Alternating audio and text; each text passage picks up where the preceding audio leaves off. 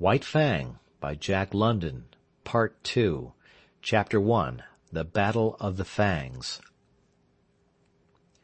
It was the she-wolf who had first caught the sound of men's voices and the whining of the sled dogs, and it was the she-wolf who was first to spring away from the cornered man in his circle of dying flame. The pack had been loath to forego the kill it had hunted down, and it lingered for several minutes, making sure of the sounds, and then it, too, sprang away on the trail made by the she-wolf. Running at the forefront of the pack was a large gray wolf, one of its several leaders. It was he who directed the pack's course on the heels of the she-wolf. It was he who snarled warningly at the younger members of the pack, or slashed at them with his fangs when they ambitiously tried to pass him. And it was he who increased the pace when he sighted the she-wolf, now trotting slowly across the snow. She dropped in alongside by him, as though it were her appointed position, and took the pace of the pack. He did not snarl at her, nor show his teeth, when any leap of hers chanced to put her in advance of him. On the contrary, he seemed kindly disposed toward her, too kindly to suit her, for he was prone to run near to her, and when he ran too near it was she who snarled and showed her teeth.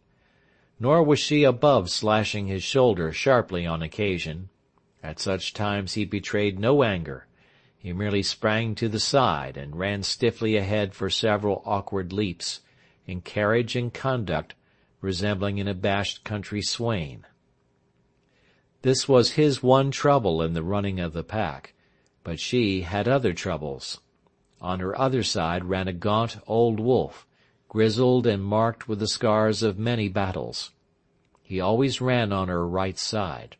The fact that he had but one eye, and that the left eye, might account for this. He also was addicted to crowding her, to veering toward her till his scarred muzzle touched her body or shoulder or neck. As with the running mate on the left, she repelled these attentions with her teeth, but when both bestowed their attentions at the same time she was roughly jostled, being compelled, with quick snaps to either side, to drive both lovers away and at the same time to maintain her forward leap with the pack and see the way of her feet before her. At such times her running mates flashed their teeth and growled threateningly across at each other. They might have fought, but even wooing and its rivalry waited upon the more pressing hunger need of the pack. After each repulse, when the old wolf sheered abruptly away from the sharp-toothed object of his desire, he shouldered against a young 3-year-old that ran on his blind right side. This young wolf had attained his full size, and, considering the weak and famished condition of the pack, he possessed more than the average vigor and spirit. Nevertheless, he ran with his head even with the shoulder of his one-eyed elder. When he ventured to run abreast of the older wolf, which was seldom, a snarl and a snap sent him back even with the shoulder again. Sometimes, however, he dropped cautiously and slowly behind and edged in between the old leader and the she-wolf. This was doubly resented, even triply resented. When she snarled her displeasure, the old leader would whirl on the 3-year-old.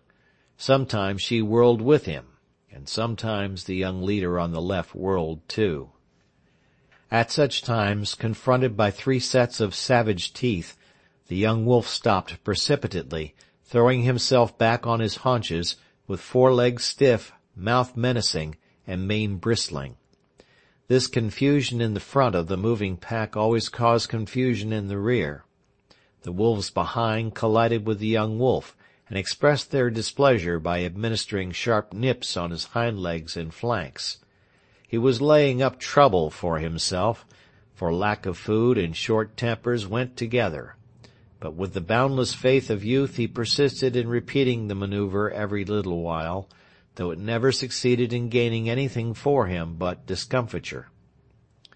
Had there been food, love-making and fighting would have gone on apace, and the pack formation would have been broken up.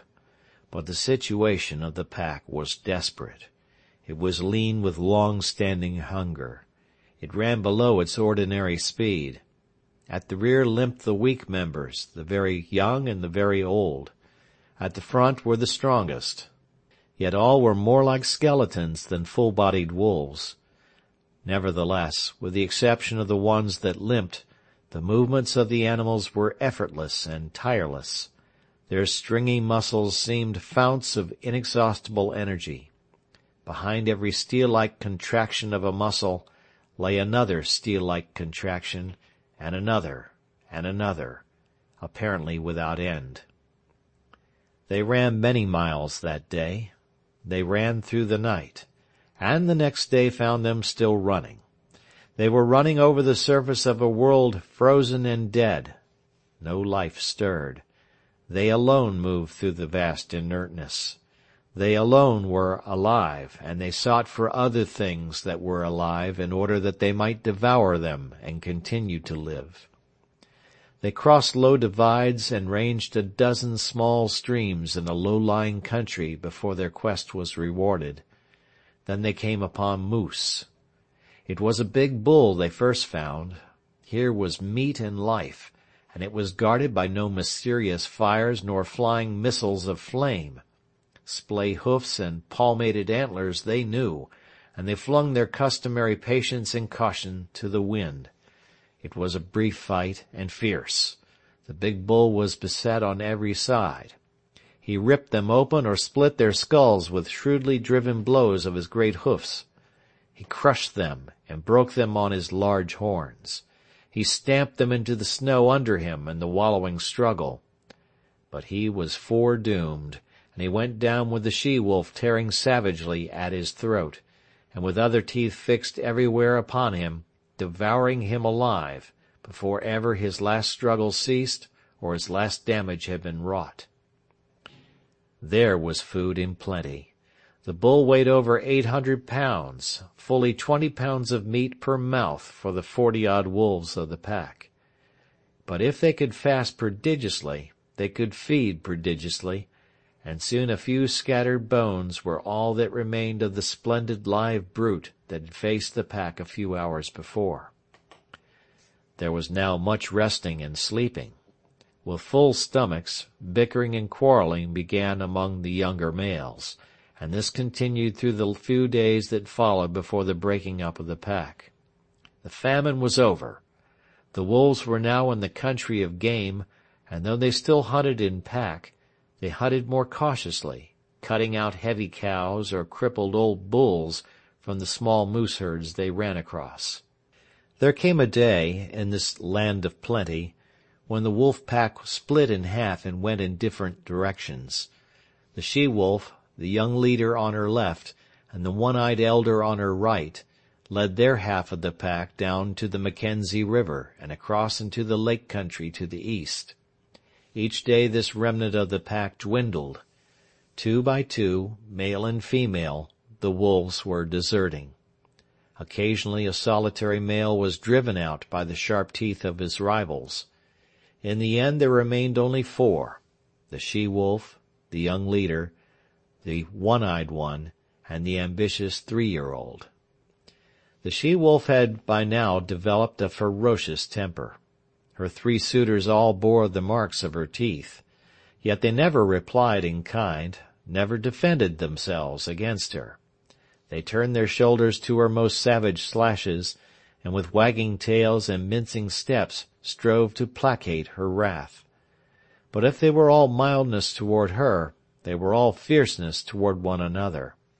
The 3-year-old grew too ambitious in his fierceness. He caught the one-eyed elder on his blind side and ripped his ear into ribbons. Though the grizzled old fellow could see only on one side, against the youth and vigor of the other he brought into play the wisdom of long years of experience. His lost eye and his scarred muzzle bore evidence to the nature of his experience. He had survived too many battles to be in doubt for a moment about what to do. The battle began fairly, but it did not end fairly. There was no telling what the outcome would have been, for the third wolf joined the elder, and together, old leader and young leader, they attacked the ambitious 3-year-old and proceeded to destroy him. He was beset on either side by the merciless fangs of his erstwhile comrades. Forgotten were the days they had hunted together, the game they had pulled down, the famine they had suffered. That business was a thing of the past. The business of love was at hand, ever a sterner and crueler business than that of food-getting. And in the meanwhile the she-wolf, the cause of it all, sat down contentedly on her haunches and watched. She was even pleased. This was her day, and it came not often, when manes bristled and fang smote fang, or ripped and tore the yielding flesh, all for the possession of her. And in the business of love the 3-year-old, who had made this his first adventure upon it, yielded up his life. On either side of his body stood his 2 rivals. They were gazing at the she-wolf, who sat smiling in the snow. But the elder leader was wise, very wise, in love even as in battle. The younger leader turned his head to lick a wound on his shoulder. The curve of his neck was turned toward his rival. With his one eye the elder saw the opportunity. He darted in low and closed with his fangs. It was a long, ripping slash, and deep as well. His teeth, in passing, burst the wall of the great vein of the throat. Then he leaped clear. The young leader snarled terribly, but his snarl broke midmost into a tickling cough. Bleeding and coughing, already stricken, he sprang at the elder and fought while life faded from him, his legs going weak beneath him, the light of day dulling on his eyes, his blows and springs falling shorter and shorter. And all the while the she-wolf sat on her haunches and smiled. She was made glad in vague ways by the battle, for this was the love-making of the wild, the sex tragedy of the natural world that was tragedy only to those that died. To those that survived it was not tragedy, but realization and achievement. When the young leader lay in the snow and moved no more, One Eye stalked over to the she-wolf. His carriage was one of mingled triumph and caution. He was plainly expectant of a rebuff, and he was just as plainly surprised when her teeth did not flash out at him in anger. For the first time she met him with a kindly manner. She sniffed noses with him, and even condescended to leap about and frisk and play with him in quite puppyish fashion. And he, for all his grey years and sage experience, behaved quite as puppishly and even a little more foolishly. Forgotten already were the vanquished rivals, and the love-tale red-written on the snow.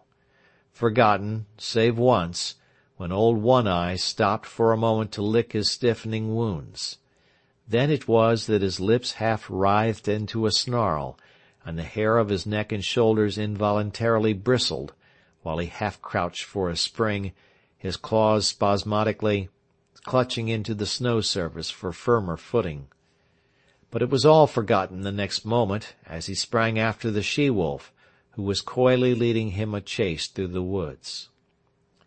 After that they ran side by side, like good friends who have come to an understanding. The days passed by, and they kept together, hunting their meat and killing and eating it in common. After a time the she-wolf began to grow restless. She seemed to be searching for something that she could not find. The hollows under fallen trees seemed to attract her, and she spent much time nosing about among the larger snow-piled crevices in the rocks and in the caves of overhanging banks.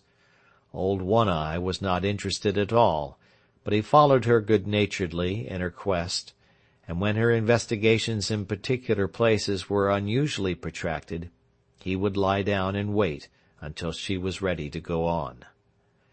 They did not remain in one place, but traveled across country until they regained the Mackenzie River, down which they slowly went, leaving it often to hunt game along the small streams that entered it, but always returning to it again. Sometimes they chanced upon other wolves, usually in pairs, but there was no friendliness of intercourse displayed on either side, no gladness at meeting, no desire to return to the pack formation. Several times they encountered solitary wolves. These were always males, and they were pressingly insistent on joining with One-Eye and his mate. This he resented, and when she stood shoulder to shoulder with him, bristling and showing her teeth, the aspiring solitary ones would back off, turn tail, and continue on their lonely way. One moonlight night, running through the quiet forest, One-Eye suddenly halted. His muzzle went up, his tail stiffened, and his nostrils dilated as he scented the air. 1 foot also he held up, after the manner of a dog. He was not satisfied, and he continued to smell the air, striving to understand the message borne upon it to him. One careless sniff had satisfied his mate, and she trotted on to reassure him. Though he followed her, he was still dubious, and he could not forbear an occasional halt in order more carefully to study the warning. She crept out cautiously on the edge of a large open space in the midst of the trees. For some time she stood alone. Then One-Eye, creeping and crawling, every sense on the alert, every hair radiating infinite suspicion, joined her. They stood side by side, watching and listening and smelling. To their ears came the sounds of dogs wrangling and scuffling, the guttural cries of men, the sharper voices of scolding women, and once the shrill and plaintive cry of a child. With the exception of the huge bulks of the skin lodges, little could be seen save the flames of the fire, broken by the movements of intervening bodies, and the smoke rising slowly on the quiet air. But to their nostrils came the myriad smells of an Indian camp, carrying a story that was largely incomprehensible to One-Eye, but every detail of which the she-wolf knew. She was strangely stirred, and sniffed with an increasing delight, but old One-Eye was doubtful. He betrayed his apprehension, and started tentatively to go. She turned and touched his neck with her muzzle in a reassuring way, then regarded the camp again. A new wistfulness was in her face, but it was not the wistfulness of hunger. She was thrilling to a desire that urged her to go forward, to be in closer to that fire, to be squabbling with the dogs, and to be avoiding and dodging the stumbling feet of men. One-Eye moved impatiently beside her. Her unrest came back upon her, and she knew again her pressing need to find the thing for which she searched. She turned and trotted back into the forest, to the great relief of One-Eye, who trotted a little to the fore until they were well within the shelter of the trees. As they slid along, noiseless as shadows, in the moonlight, they came upon a runway. Both noses went down to the footprints in the snow. These footprints were very fresh. One-Eye ran ahead cautiously, his mate at his heels. The broad pads of their feet were spread wide, and in contact with the snow were like velvet. One-Eye caught sight of a dim movement of white in the midst of the white. His sliding gait had been deceptively swift, but it was as nothing to the speed at which he now ran. Before him was bounding the faint patch of white he had discovered. They were running along a narrow alley flanked on either side by a growth of young spruce. Through the trees the mouth of the alley could be seen, opening out on a moonlit glade. Old One-Eye was rapidly overhauling the fleeing shape of white. Bound by bound he gained. Now he was upon it. One leap more and his teeth would be sinking into it. But that leap was never made. High in the air and straight up soared the shape of white, now a struggling snowshoe rabbit that leaped and bounded, executing a fantastic dance there above him in the air, and never once returning to earth. One-Eye sprang back with a snort of sudden fright, then shrank down to the snow and crouched, snarling threats at this thing of fear he did not understand. But the she-wolf coolly thrust past him. She poised for a moment, then sprang for the dancing rabbit.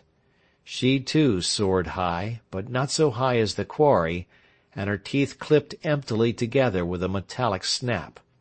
She made another leap, and another. Her mate had slowly relaxed from his crouch and was watching her. He now evinced displeasure at her repeated failures, and himself made a mighty spring upward.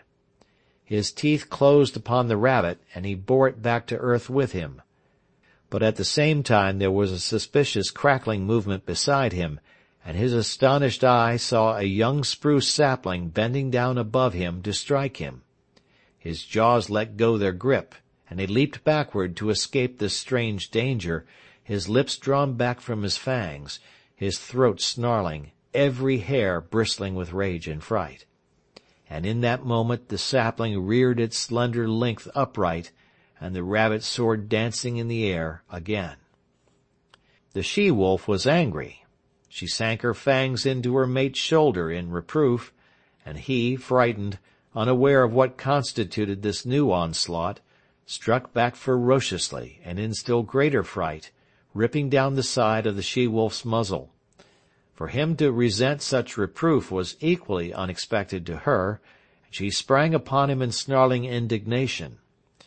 Then he discovered his mistake and tried to placate her.